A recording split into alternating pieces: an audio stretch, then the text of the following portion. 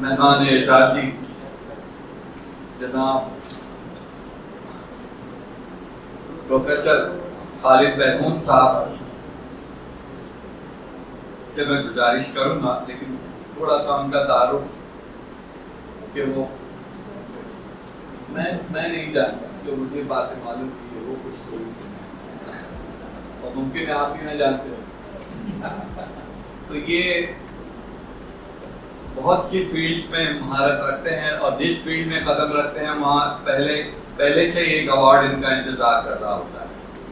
Award یافتہ شاعر ہیں، ایوارڈ یافتہ نثر و نگار ہیں، محقق ہیں، نقاد ہیں، طنز و مزاح نگار ہیں، خاکہ نگار ہیں، اور ایوارڈ کے لائق ایک اور ان کی خاصیت ہے کہ وہ ایوارڈ کے لائق مہمان نواز شخصیت ہے، ہندوستان کی شاید سب سے بڑی شخصیت ہے۔ جو ان کی خاص بات یہ ہے کہ دہلی سے باہر سے آنے والے شاعروں ادیبوں کو آبیل مجھے مار کے مصرع اپنے دولت قدر پر ٹھہرانے کا رسک بھی بہت ہی خندہ پیشانی کے ساتھ وہ لے لیتے ہیں، اور اگر کوئی مہمان زیادہ دنوں تک ان کے گھر میں رک جائے تو اس کی واپسی کا ٹکٹ بھی بنوا دیتے ہیں۔ کوئی قرض مانگنے آئے تو یہ شرط لگاتے ہیں کہ قرض حسنہ کے علاوہ کوئی قرض نہیں دوں گا، یہ ان کی پہلی کنڈیشن ہوتی ہے۔ اور رقم سائل کے حوالے کرتے وقت یہ شعر بھی پڑھتے ہیں کہ اگر بخشے سہے قسمت نہ بخشے تو شکایت کیا، سرے تسلیم خم ہے جو مزاج یار میں آیا۔ اور یہ بھی جتلا دیتے ہیں کہ اس میں سرے تسلیم خم جو ہے، جو خم لفظ جو ہے وہ ان کے نام کا مخفف ہے، خالد محمود صاحب۔ تو میں ان سے مؤدبانہ گزارش کروں گا کہ تشریف لائیں اور دونوں کتابوں پر اظہار خیال فرمائیں۔ پروفیسر خالد محمود۔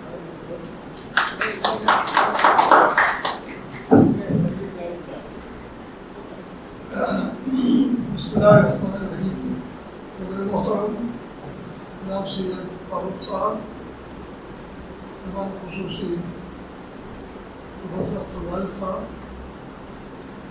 اور دونوں کتابوں کے مصنفین ہمارے دوست عزیز، پہلی بات تو یہ عرض کر دوں کہ میرے تعلق سے میرے جناب عزیز رضی صاحب نے جو کچھ فرمایا ہے اس کی ذمہ داری انہیں پر ہے، مجھ پر نہیں ہے۔ وہ ساری باتیں غلط ہوں تو آپ انہیں سے شکایت کر سکتے ہیں۔ دوسری بات یہ ہے کہ انہوں نے سر تسلیم خمیں جو مزاجی یاد میں آئے، یہ جو مصرع پڑھا ہے نہ صرف غلط، لیکن اس میں غلطیاں تو میری ہیں، لیکن انہوں نے تسلیم کا سر خم کروایا ہے، جو میری بیوی ہے وہ بیٹی ہوئی ہے، تو سر تسلیم خم مطلب یہ کہ میں غلطی کروں اور سر تسلیم ان کا خم ہو، یہ بھی جاتی ہے غلط بات نہیں چاہیے ایسا۔ ہمارا یہ ہمارے دوست ہیں، اور یہ جو دونوں دوست ہیں ان کا میں اتنا ہی پرانا قاری ہوں جتنے پرانے یہ لوگ اس کے مصنف ہیں۔ جب سے انہوں نے لکھنا شروع کیا ہے، میں نے جب سے اسی وقت سے میں نے ان کو پڑھنا شروع کیا ہے۔ ان کی عمر لکھنے کی اگر 50 سال ہے، 60 سال ہے، جو بھی ہے، اسی وقت سے میں نے ان کو پڑھنا شروع کیا ہے۔ پھر پڑھتے پڑھتے ایک وقت وہ آیا کہ میں نے ان کو پڑھنا چھوڑ دیا، کیونکہ ان کو اور بھی ضروری کام تھے، مطلب اسی اگر ان کو ہی پڑھتا رہوں۔ لیکن یہ ہے کہ لیکن ان کو سنتا پھر بھی رہا، خاص طور سے پاپولر میلوڈی صاحب جو ہیں، ان کی پاپولرٹی کا بھی عالم ہے کہ ہر طرف پاپولر میلوڈی ہے، اور یقیناً جو ان کو جو شخص یہ کہتا ہے کہ یہ عالمی شاعر ہیں، وہ بھی غلط بیان نہیں کرتا۔ ان کے بارے میں کہا گیا ہے کہ یہ 10,000 مشاعرے پڑھ چکے ہیں، کوئی بعید نہیں کہ 10 لاکھ پڑھ چکے ہوں، لوگوں نے اس کو کم کر کے بتایا ہو، کیونکہ انہوں نے ساری زندگی مشاعرے پڑھے ہیں، شاید اور کوئی کم بھی کم کرتے بھی ہوگا، انہوں نے جو مشاعرے پڑھے ہیں اس سے ساری دنیا ان سے واقف ہے، اور حقیقت یہ ہے کہ یہ اس کے مستحق بھی ہیں۔ میں ویسے شاعر اس کو کر رہا ہوں، دوسری بات یہ ہے کہ یہ میں ان سے میری ملاقاتیں کم رہی، دونوں سے کم رہی، اور زیادہ ملاقاتیں نہیں، کیونکہ شاعری سے ملاقات پرانی ہے وہ ان سے کم ہے. لیکن جب میں ان سے ملا مجھے حیرت بھی ہوئی کہ میرے گھر تشریف لائے اور مجھے اس قدر خوشی ہوئی کہ میں آپ سے بیان نہیں کر سکتا، اس لیے میں شیئر کر رہا ہوں. تو 2 بیٹیاں ان کی ساتھ تھیں، دونوں مشرقی تہذیب کی بالکل ان کی نجات کا نمونہ. دوڑ کا ٹائم تھا، دونوں بیٹی آئی، ایک شاید 10-11 سال کی رہی ہوگی، دوسری بڑی تھی. تو سب سے پہلے گھر میں داخل ہوتے ہی چھوٹی بیٹی نے بجائے سلام دعا کے بعد ہماری بیوی سے پوچھا کہ آنٹی کعبہ کس طرف ہے؟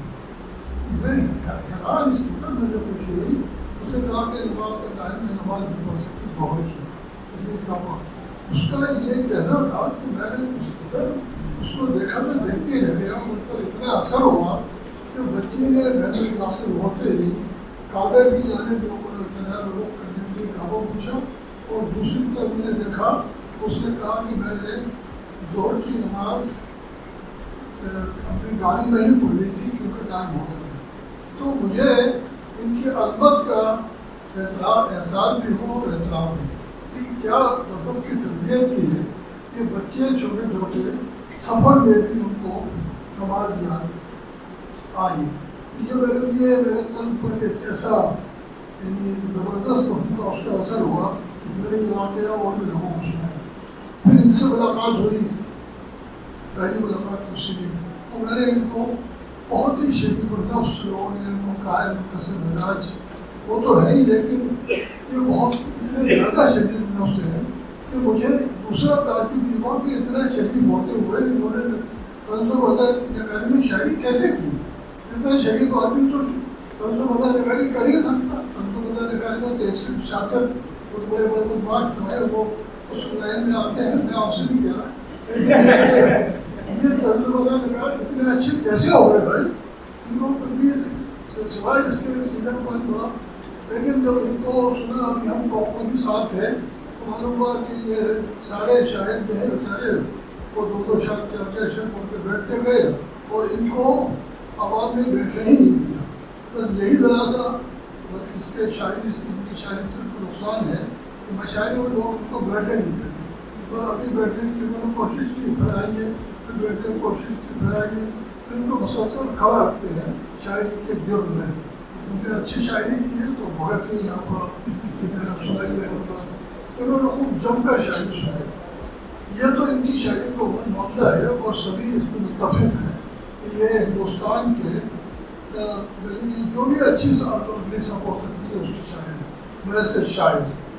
لیکن بحث نثر نگار میں جس طرح شاعری کے بارے میں ان کو کہا، ان کے بارے میں اعتراف کیا ہے، تو میں آپ کے سامنے یہ بات عرض کر دوں ان کی ویڈیو ریسپیکٹ ان کی پوری احترام کے ساتھ باوجود بھی کہ ان کا جو نثری مجموعہ ہے جو میں نے پڑھا اور جو میں نے دیکھا اس نے مجھے زیادہ متاثر نہیں کیا. اب بات کیجیے میری صاحب وہی ہوں کہ میں نے ان کے نثری مجموعے میں اب وجہ اس کی یہ ہو سکتی ہے کہ شاعری نے اتنا زیادہ متاثر کر رکھا ہے کہ اس کے آگے کسی اور پیچھے چلا بھی نہیں جلدی.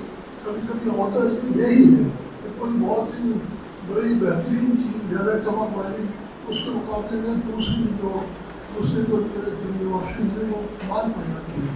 تو میں اس میں وجہ اس کی میری ہی خامی تھی کہ میں اس میں شاعری والی عظمت تلاش کر رہا تھا، میں اس میں شاعری والی ذہانت تلاش کر رہا تھا، میں اس میں شاعری والی جو زبان کی خوبیاں تھیں وہ تلاش کر رہا تھا، میں اس میں وہ تمام چیزیں تلاش کرنے کی کوشش شاید کر رہا تھا جو ان کی شاعری میں ہے. اس لیے مجھے غالباً مایوسی ہوئی کیونکہ ان کی شاعری اور نثر میں بڑا فرق ہے. بس شاعری اتنی بلندی پر پہنچ گئی ہے کہ نثر کا قد اس کے مقابلے میں بہت چھوٹا ہونا نظر آتا ہے. تو لیکن اس اعتراف کے بعد یا اس جو تکلفی کے ساتھ اس کا مطلب یہ نہیں ہے کہ ان کی نثر میں کچھ نہیں. ان کے نثر میں کردار ہے، زندہ کردار، جیتے جاتے کردار، چلتے پھرتے کردار، ہمارے آپ کے زمانے کے ہم جیسے کردار. ان کرداروں کی انہوں نے خوبیاں اور خامیاں دونوں بیان کی ہیں. وہاں بھی ذرا سا ہمارے جیسے شخص کے قاری کے نزدیک ذرا سا یہ ہے کہ ان کی خوبیاں ہو سکتا ہے کہ کمی ہوں, ان کی خامیوں پر نسبتاً زیادہ توجہ دی ہے. ان کی خامیوں کو دبایا نہیں بلکہ سے ابھارا ہے, اور وہ کوئی بری بات نہیں ہے خاطر میں سب ہوتا ہے, لیکن یہ کہ شاید بہت زیادہ اس کا اثر زیادہ ہے. ان کی جتنے بھی خاکے ہیں جو میں نے پڑھے ہیں تو ان خاکوں کے اندر متاثر کرنے کی صلاحیت ہے اور بہت متاثر کرنے کی صلاحیت ہے.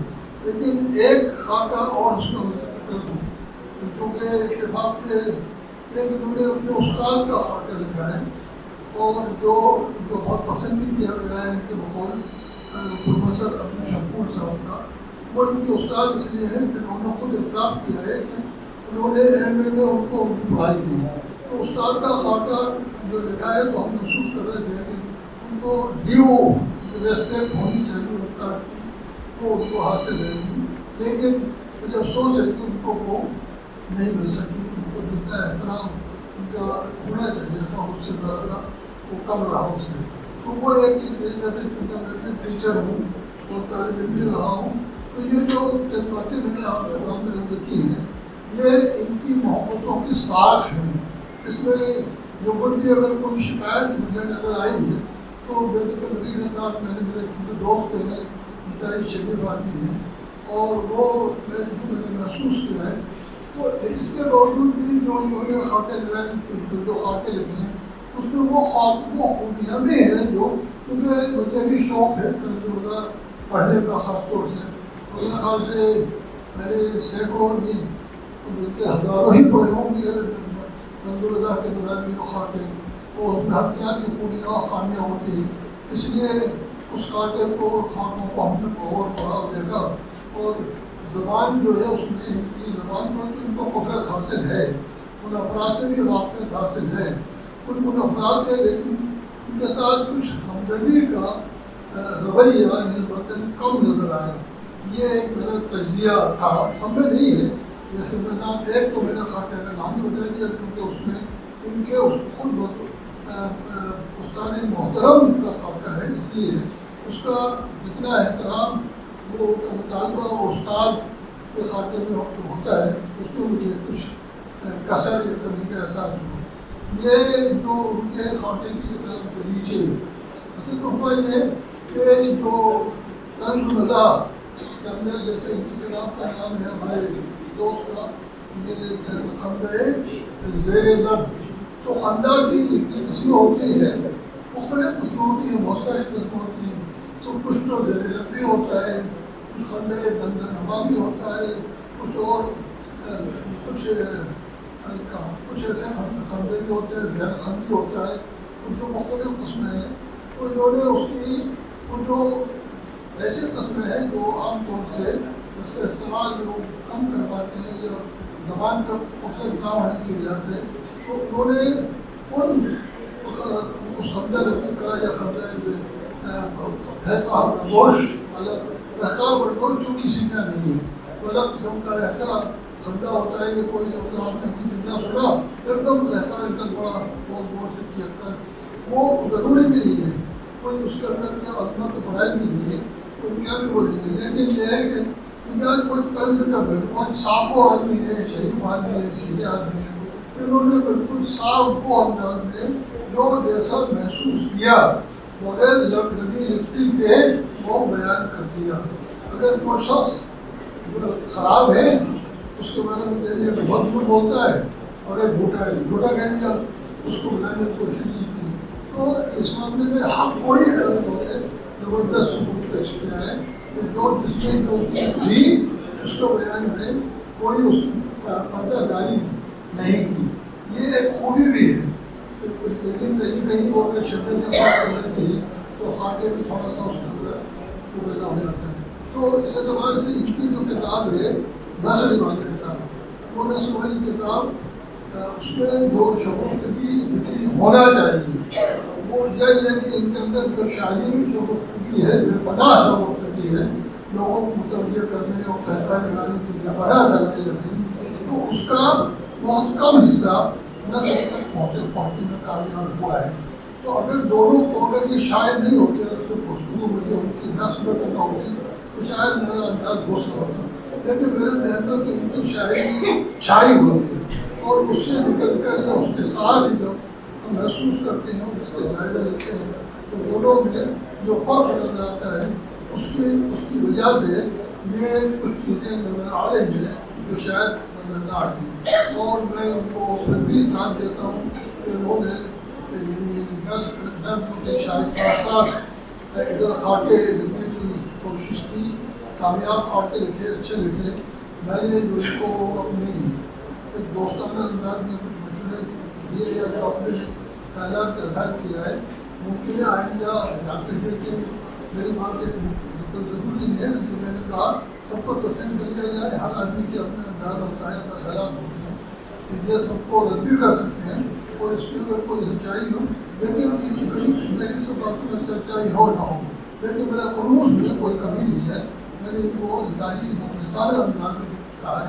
अगर इसमें ऐसी कोई बात हो जो कि ये अपना इस्तेमाल कर सकते हैं तो मुमकिन है कि आइंदा ऐसा क्या करें। ये इनकी किताब पर मेरा एक रद्द अमल है। और दूसरे जो मेरे दोस्त हैं फैयाज अहमद साहब बेली मुंबई से तशरीफ आए हैं, बहुत दूर से आए हैं और बहुत सारी बातें मेरे ताल्लुक से नहीं भी हैं। मैं भी उसी किस्म की बातें नहीं कर सकता हूँ, लेकिन सच्ची बात ये है ये मैंने लिखा भी है। अब जब मैं लिख चुका हूँ तो उसको मैं बदल नहीं सकता, क्योंकि लोग कहेंगे आप लिखते कुछ हैं और कहते कुछ हैं। मैंने इसमें लिखा है कि जिंदा हिंदुस्तान के जिंदा रंगो मज़ाह नगारों में इससे बेहतर तो कोई मेरी नज़र में नहीं है। ये मैंने लिखा है, मैं इतराफ़ करता हूँ, इतराफ़ नहीं भी करूँगा तो आप पढ़ लेंगे और पढ़ लेंगे।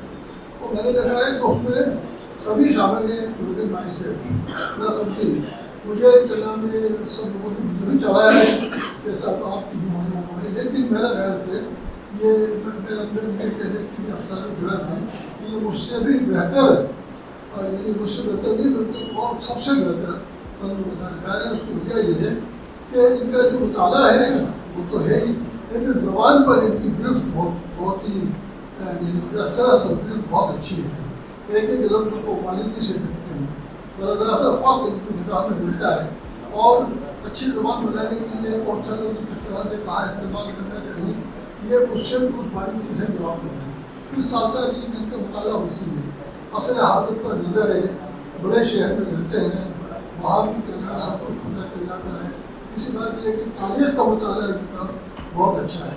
ये सारी चीज़ों का असरात नगार को दूसरों से ज़्यादा पढ़ना पड़ता है, यानी वाक़िफ़ है उसको जिस मैदान में तहसील करना होता है उसी की मुताला कर लिया, नकीद निकाल के सामने जो मौजूद है उसको कर लेता है। लेकिन नगार को इन सबसे ज़्यादा मुताला करना पड़ता है, उसके बाद उसको फिर डाइजेस्ट भी करना पड़ता है, खाली मुताला करने में उसको हज़म भी करना पड़ता है।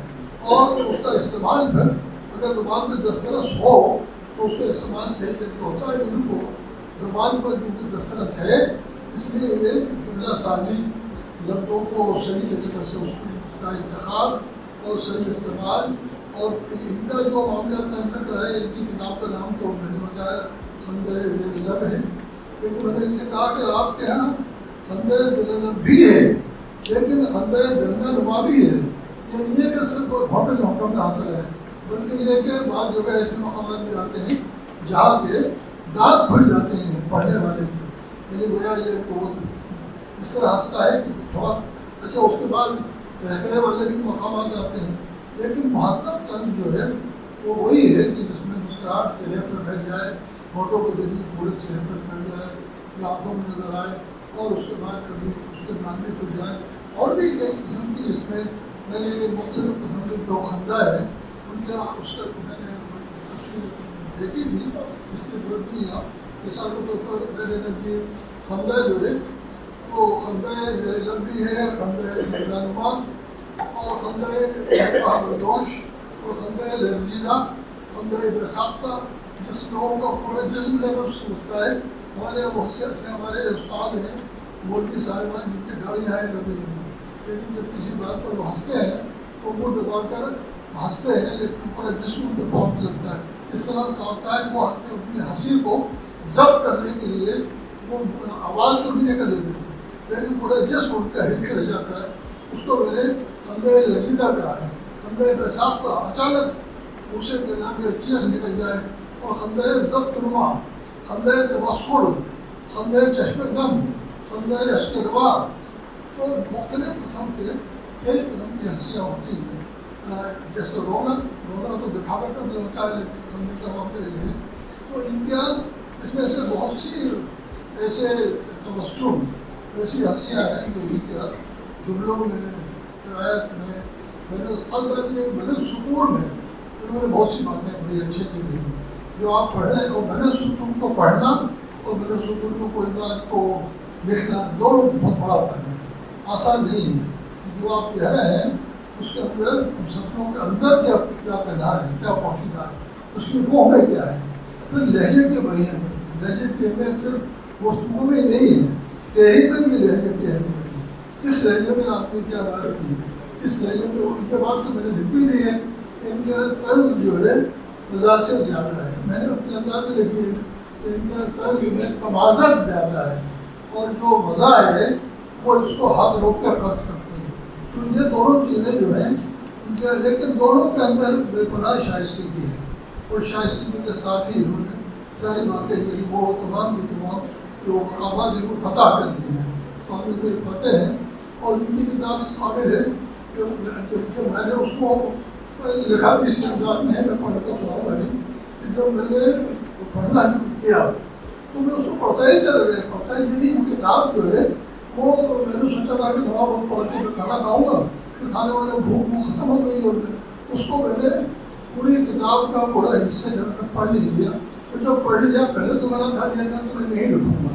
میں نے نیت یہ تھی کہ میں نہیں لکھوں گا کیونکہ میں نے معذرت بھی کی تھی لیکن انہوں نے تو نہیں لکھوائی کہ اس کا ان کی کتاب پڑھنا ان کے مضامین نے لکھوایا. ایسی بات تھی ان کے مضامین نے کہا کہ کیا ہم پر لکھو ہم جیسی زندگی ملے گی. تو میں نے جو ان کو پڑھا تو ان کے مضامین کے کہنے پر میں نے لکھا اور اس کے بعد وہ پڑھتا چلا گیا. مجھے محسوس ہوا کہ ان پر اگر نہیں لکھا تو یہ ناانصافی ہوگی. تو میں نے ان کے انہوں نے بھی کہا لیکن یہ کہ ان کے مضامین نے زیادہ کہا. اصل جو ہے کہنا تو تخلیق کا ہوتا ہے. تو میں اس اعتبار سے مبارکباد دیتا ہوں دونوں صاحبان کو کہ انہوں نے قدم رکھا ہے یعنی اس میں نظام نسل میں. اور یہ تو خیر نسل والی ہی ہیں برسوں سے لکھ رہے ہیں. کتابیں بھی انہوں نے خالق رفتہ ہے انہوں نے اچھا کیا 150 کتابیں کافی عرصہ کی تیار کی تھی. لیکن جو بھی ان کا جو لکھا انتخاب اور انتخاب لکھنا وہ زیادہ آسان نہیں ہے، مشکل کام ہے. مشکل کام انہوں نے آسانی سے کر دکھایا. میں ان کو مبارکباد دیتا ہوں اور ہمارے بھائی کو مبارکباد دیتا ہوں. اور ان کا میں تو ان کی اخلاق کا، ان کی شرافت کا اور ان کی بچوں کی تربیت کا جو ان کا بالکل اثیر ہو گیا ہوں. تو اور میں چاہتا ہوں کہ ایسے ہی ماں باپ پیدا ہوں اور جو اور اس کا ایسے ماں باپ پیدا ہو گئے تو پھر زندگی ہمارے قوم کا میرا پال ہے. بہت بہت شکریہ. جزاک اللہ.